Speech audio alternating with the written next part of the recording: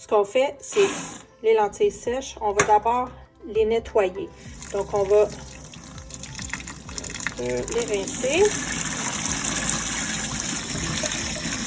Toujours avec les mains propres.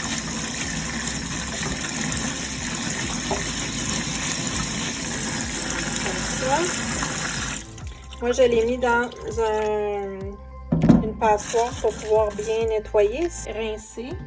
Vous allez les mettre dans environ 3 tasses d'eau. Donc, j'ai préalablement mis 3 tasses d'eau dans mon chaudron. J'ai juste une main, donc je vais vous revenir. Je vais tout mettre ça dans le chaudron et on va porter ça à ébullition pendant environ 15 minutes. On va préparer notre fromage tout de suite. Comme ça, quand on va arriver à la fin, on n'aura pas besoin d'y penser. Donc, on peut le râper. Si vous n'avez pas de râpe à fromage, vous pouvez tout simplement le couper en tranches pour ensuite faire des plus petits morceaux. C'est pas la fin du monde, c'est pas obligatoirement râpé. Donc, on fait avec ce qu'on a. Je vais tout le faire comme ça plutôt que d'utiliser ma râpe.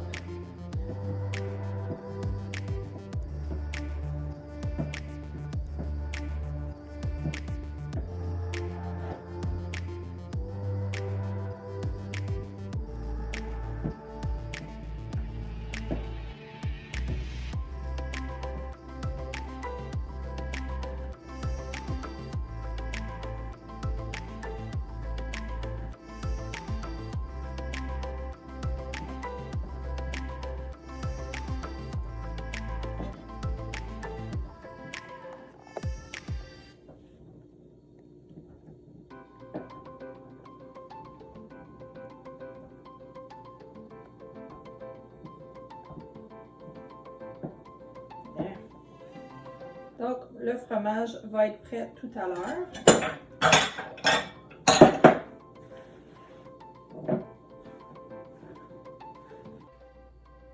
On est maintenant rendu à préparer la saucisse, les oignons et aussi à faire bouillir nos lentilles.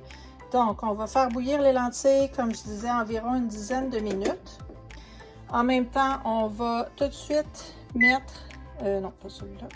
On va tout de suite mettre le four à 350 pour qu'il soit prêt quand on va vouloir mettre notre plat au four parce que ça va être gratiné. Donc, pour commencer, on va rajouter un petit peu d'huile.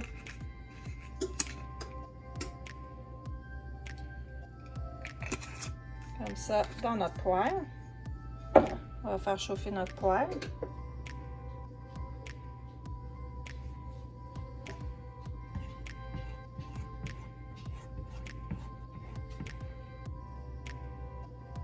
C'est dans ça qu'on va rajouter les oignons. Donc, le but, c'est de faire revenir les oignons, pas au point qu'ils soient trop bruns, c'est vraiment juste les faire tomber, donc qu'ils deviennent transparents. Et ensuite, on va ajouter la chair de la saucisse. Donc, on va enlever là, le genre de petite peau, là, ce qui entoure, dans le fond, la viande. Et c'est ça qu'on va faire revenir dans la poêle. On va vraiment toutes les mietter. Donc, je peux commencer tout de suite. Les oignons, ils vont chauffer.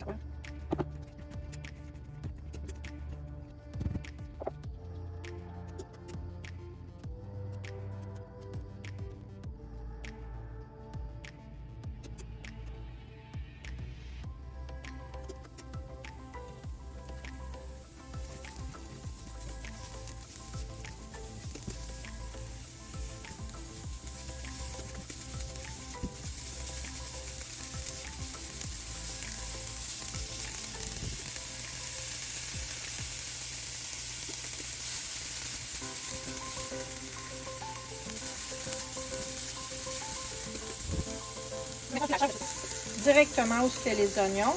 La façon que je vais m'y prendre, ça va vraiment juste être d'y aller comme ça, en pesant dessus, ça la fait sortir. On n'a pas besoin de cette partie-là ici.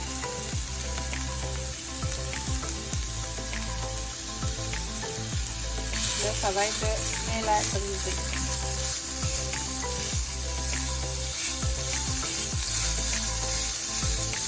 fait cuire jusqu'à temps que le rosé part. Donc, il ne doit plus y avoir de rose dedans. Ça va prendre une dizaine de minutes. Assurez-vous que ça ne noircisse pas. Donc, si votre feu est trop haut, baissez-le. Et on se revoit dans environ 10 minutes. Donc, ma saucisse italienne douce est prête. C'est de la saucisse que je suis allée chercher au boucher. Et les lentilles sont prêtes aussi. J'en ai écrasé une entre mes doigts. C'est le meilleur moyen de savoir si elles sont prêtes. On l'écrase, puis si elles s'écrasent bien, c'est parce qu'elles sont prêtes. Donc maintenant, on va aller égoutter les lentilles. Puis on va continuer la recette. Ça va vous prendre un gros bol. Donc on va mettre notre chair de saucisse dans le bol.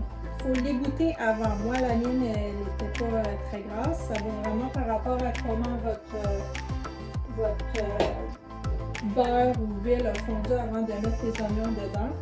Donc, si c'est très gras, assurez-vous de bien l'égoutter avant de le mettre dans votre bol. Sinon, vous pouvez juste le mettre directement dans le bol. Je vais aussi rajouter les lentilles.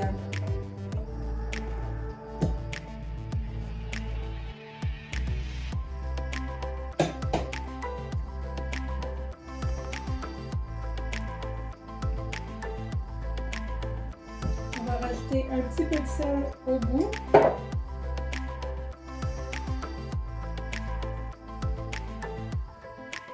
Et un petit peu de poivre au goût aussi.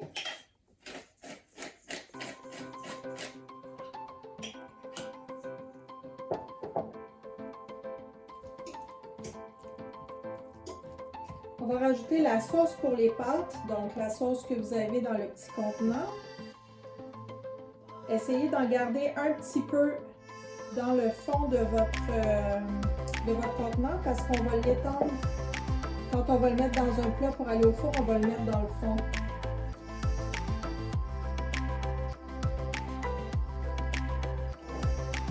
Vous avez l'option de rajouter un œuf aussi si vous voulez que ça soit plus consistant. Ou admettons que vous mettez ça dans un poivron plutôt que de couper les poivrons en carrés. Parce que cette recette-là peut aussi être utilisée pour faire des poivrons farcis. Donc, admettons que vous voudriez les mettre en poivrons farcis, il faudrait rajouter un œuf battu dedans.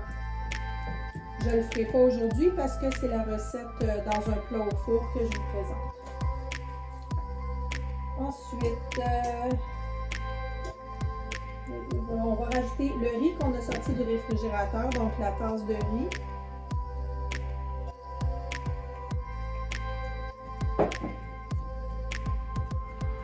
Ça sent bon. On va rajouter les poivrons.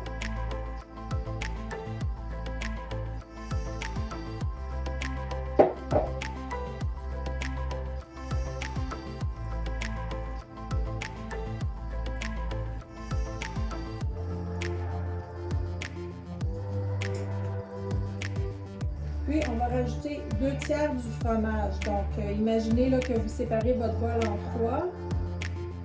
On va rajouter à peu près ça. Ça ici, on va le garder pour rajouter sur le dessus pour le gratiner.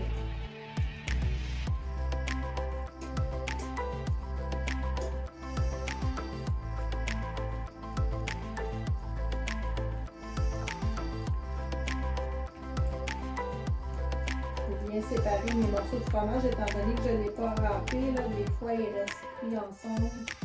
On veut s'assurer de bien les séparer parce que sinon, ça va faire des morceaux de fromage à l'intérieur du riz. Ce qui n'est pas mauvais en soi, c'est juste, c'est le fun que ça soit réparti comme il faut. Une fois tout ça fait, on va le mettre dans le plat ici. La raison pourquoi je vous ai dit de vous en garder un peu de la sauce, c'est que si vous faites les poivrons farcis à la place, vous allez devoir en mettre dans le fond de votre plat et ensuite juste l'étaler comme ça. Et vous allez déposer vos poivrons dessus. Nous, c'est un riz carrément là, au four, donc c'est pas nécessaire, mais je tenais à vous montrer quand même que vous feriez ça comme ça avant de déposer vos poivrons. Et puis, on va déposer notre mélange.